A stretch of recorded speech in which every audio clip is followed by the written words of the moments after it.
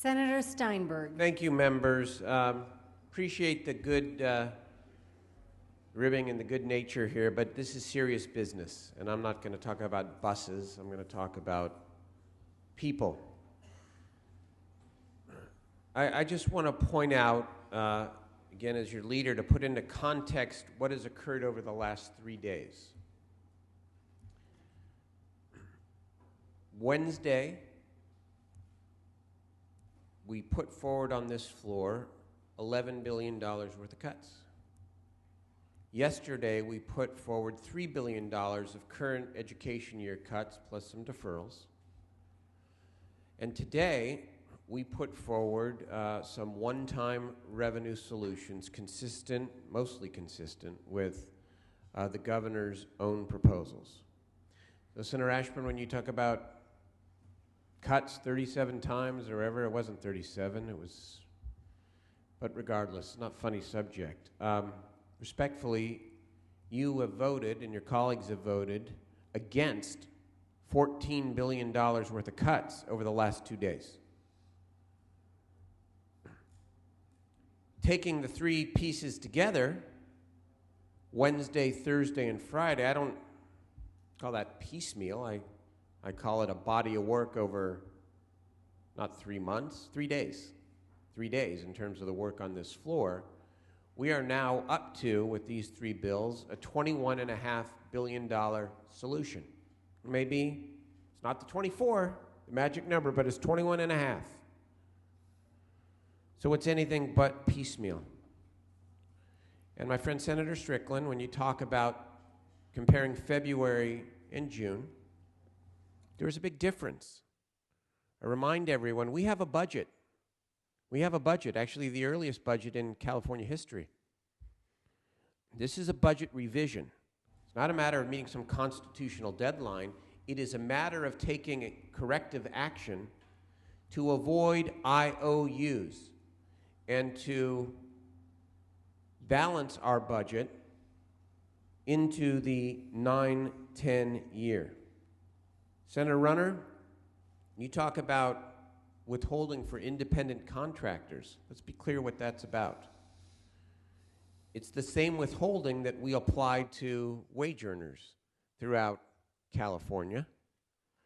And in fact, this independent contractor provision is not just a one-time solution, it's good policy.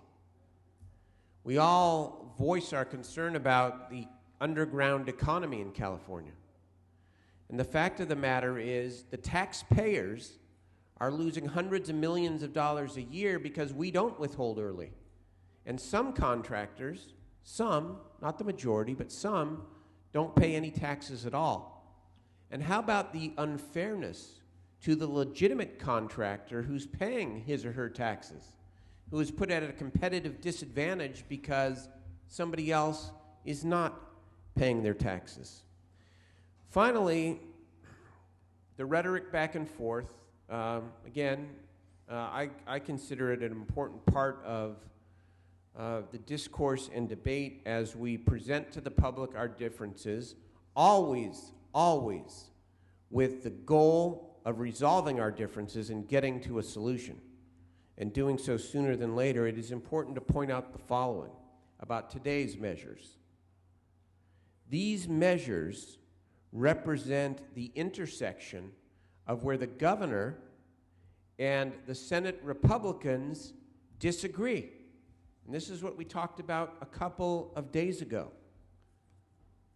You reject his solutions, withholding and estimated payments.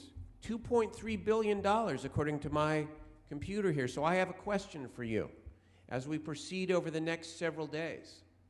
Are you with the governor or are you not with the governor? And if you're not with the governor, how do you get to the magic number of $24 billion? All those funny, silly, not so funny analogies, buses, this and that, let's just state the honest truth among us. We are in control. We're the majority party, duly elected by our constituents and the people of California. Under the one arm tied behind your back, 2/3 rule here in California. We need 2 of your votes. That's all it's about. We need 2 of your votes in order to avoid the payment of IOUs and a resolution of our budget crisis. That's what we are going to seek to continue to do over the weekend, over the days ahead. And I'm still confident we are going to come to a resolution of this problem. I'd urge an aye vote on these measures, which again represent a significant piece of the governor's proposal and the conference committee report as well.